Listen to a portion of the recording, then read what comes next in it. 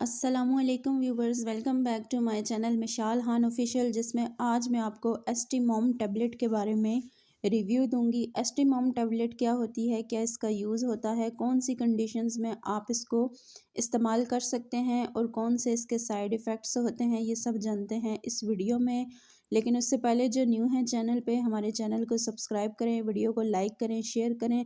Thank you so much. बात करते हैं एस्टीमोम टैबलेट के बारे में। ये 200 mcg में अवेलेबल होती है, ज़ाफ़ा की प्रोडक्शन होती है और ये डिज़ाइन की गई है for the induce labour in women और पोस्टमार्टम हेमरेजेस के लिए डिज़ाइन की गई है। इसके अंदर जो इसका एक्टिव इंग्रेडिएंट पाया जाता है वो मीज़ोप्रोस्ट्रोल है और बहुत अच्छी इसकी वर्किंग होती है। ये था इसका इंट्रोडक्शन। अब हम बात करते हैं कि कौन सी कंडीशंस में इसकी क्या वर्किंग होती है और क्या इसके यूजेस होते हैं। एस्टीमोम टैबलेट का इस्तेमाल ख़वातीन में तकरीबन मुशक्क़त पैदा करने के लिए किया जाता है, अक्सर दीगर अद्वियात के साथ मिलकर, और जो नफली नक्सीर वग़ैरह होती है इसको रोकने के लिए इसको इस्तेमाल में लाया जाता है। और ये मेडिसन अस्काते हमल के इंतज़ाम और एनसिड से मुतल्लिक़ा जो अल्सर्स के ख़तरात होते हैं उनको भी रोकने के लिए इस्तेमाल होती है। एस्टीमोम मीज़ोप्रोस्टोल पर एक एक्टिव इंग्रेडिएंट के तौर पे मुश्तमिल है, जो कि एक मसनूई प्रोस्टाग्लैंडिन मेडिसन के तौर पे वर्क करती है। अब हम बात करते हैं इसके यूजेस के बारे में कि कौन सी कंडीशंस में आप इसको इस्तेमाल कर सकते हैं। अगर आपको आपके स्टमक में अल्सर है या आपके स्टमक में आपको जलन महसूस होती है, पेन रहता है, आपके स्टमक के अंदर ज़ख़म है, तो इस कंडीशन में आप इसका इस्तेमाल कर सकते हैं। उसके अलावा अगर आपको ड्यूरनल अल्सर है, यानी आपकी छोटी आंत के अंदर अगर ज़ख़म है, अल्सर है, या आपको पेन रहता है, या आपकी जो डाइजेशन का प्रोसेस है या जो निज़ाम इन्हज़ाम है, अगर उसमें आपको मुशक्क़त होती है या आपको पेन रहता है, आपको जलन महसूस होती है, आपको जो है वो ओवरऑल आपके स्टमक में और आपके इंटेस्टाइन में पेन के साथ साथ जलन भी रहती है, तो इस कंडीशन में इस मेडिसिन को प्रेस्क्राइब किया जाता है। उसके अलावा एनसेड रिलेटेड अल्सर्स के लिए भी इसका इस्तेमाल किया जाता है, यानी आप जो पेन किलर खा रहे होते हैं, उन पेन किलर की वजह से आपके मैदे में, आपकी आंतों में जो है वो अल्सर डेवलप हो जाता है, आपको ज़ख़म महसूस होता है, आपको जलन महसूस होता है, कुछ भी खाने से जो है वो आपके मैदे में आपको जलन महसूस होती है, आपका फूड जो है मैदे के अंदर बैक टू माउथ हो रहा होता है।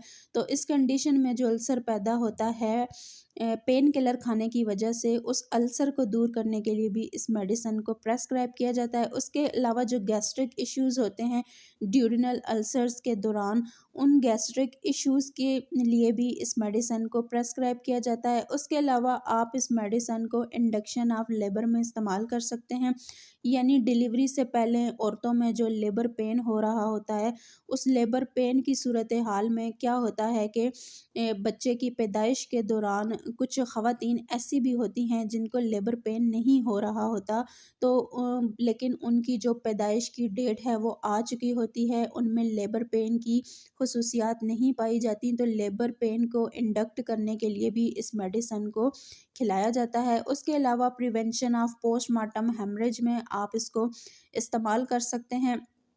उसके अलावा आप इस मेडिसिन को मिसकैरेजेस में इस्तेमाल कर सकते हैं, यानी कि अगर आप हमल को ख़त्म करना चाहते हैं या आपकी प्रेगनेंसी जो चल रही होती है उसको आपने जो है वो रोकना है या ख़त्म करना है, या मिसकैरेज आप करना चाहते हैं, तो उस कंडीशन में आप जो है वो इसका इस्तेमाल कर सकते हैं। टर्मिनेशन ऑफ प्रेगनेंसी में भी इसका इस्तेमाल किया जाता है, यानी आप अपनी प्रेगनेंसी को मुकम्मल तौर पर टर्मिनेट करना चाहते हैं या ख़त्म कर लेना चाहते हैं, तो उस कंडीशन में भी इस मेडिसिन को इस्तेमाल किया जाता है। ओवरऑल अगर हम इस मेडिसिन की बात करें तो जितने भी अल्सर्स होते हैं अंदरूनी जिस्म, मैदे में, आंतों में, या जितने भी गैस्ट्रिक कंडीशंस होती हैं, जो डाइजेस्टिव ट्रैक्ट होता है उसके अंदर जितने भी ज़ख़म हो जाते हैं तरह तरह की मेडिसिन खाने से, उनको ख़त्म करने के लिए इस मेडिसिन का इस्तेमाल किया जाता है। उसके अलावा जिन ख़वातीन में लेबर पेन नहीं पाया जाता या लेबर पेन उनको नहीं होता, तो लेबर पेन को इंड्यूस करने के लिए भी इस मेडिसिन को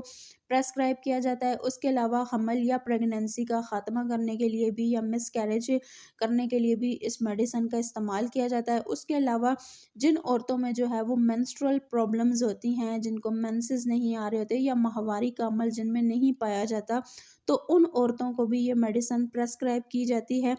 उसके अलावा अब हम बात करते हैं इसकी डोज़ के बारे में, इसके यूज़ेस के बारे में कि किस तरह से आप इस मेडिसिन को ले सकते हैं। इस मेडिसिन को लेने का तरीकाकार ये है कि अगर आप इसको अल्सर्स के लिए या माहवारी के अमल को जो है वो बाकायदा करने के लिए इस्तेमाल करना चाहते हैं, तो डेली बेसिस पे आपने जो है वो 3 टैबलेट का एक साथ इस्तेमाल करना होता है।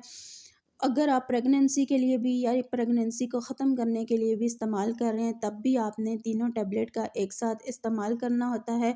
इसको इस्तेमाल करने का तरीकाकार ये होता है कि आपने एक टैबलेट अपने ज़ुबान के नीचे रखनी है, उसके 5 मिनट बाद आपने दूसरी टैबलेट भी अपने ज़ुबान के नीचे रखनी है, उसके 5 मिनट बाद आपने तीसरी टैबलेट अपने ज़ुबान के नीचे रखनी है, यानी टोटल 15 मिनटों में आपने ये तीनों टैबलेट अपनी ज़ुबान के नीचे रख के इस्तेमाल कर लेनी है। उसके बाद आपने 1 गिलास दूध या 1 कप गुड़ वाली चाय का इस्तेमाल कर लेना है। अगर आप हमल को ख़त्म करने के लिए इसको इस्तेमाल में ला रहे हैं या आप अपनी प्रेगनेंसी को ख़त्म करना चाहते हैं, तो उसके लिए ये है कि अगर आपकी प्रेगनेंसी 72 डेज़ की है या उससे कम दिनों की है, तब इस टैबलेट ने आपके ऊपर काम करना है। अगर आपकी प्रेगनेंसी 72 डेज़ से ज़्यादा की है, तो फिर ये टैबलेट आप पे कोई काम नहीं करेगी और इसका वर्क ऑफ एक्शन ये होगा कि ये 30 मिनट से लेके 24 घंटे के दौरान इसने अपना काम आपके ऊपर कर देना है और इससे आपको ब्लीडिंग स्टार्ट हो जानी है, जो कि लगातार 6-7 से लेके 10 दिन तक रहती है और उसके बाद मुकम्मल ख़त्म हो जाती है। अगर आपने बाकी मकसद के लिए इस टैबलेट का इस्तेमाल करना है, तो उसके लिए भी यही डोज़ का तरीकाकार यही है कि 15 मिनट्स के अंदर अंदर आपने इन तीनों टैबलेट्स का इस्तेमाल करना है। ये था इसका डोज़ का तरीकाकार। और याद रहे कि ये टैबलेट उन ख़वातीन के लिए या उन मरीज़ों के लिए है जिनकी उम्र 18 साल से ज़्यादा की है। छोटे बच्चों के लिए ये टैबलेट नहीं है।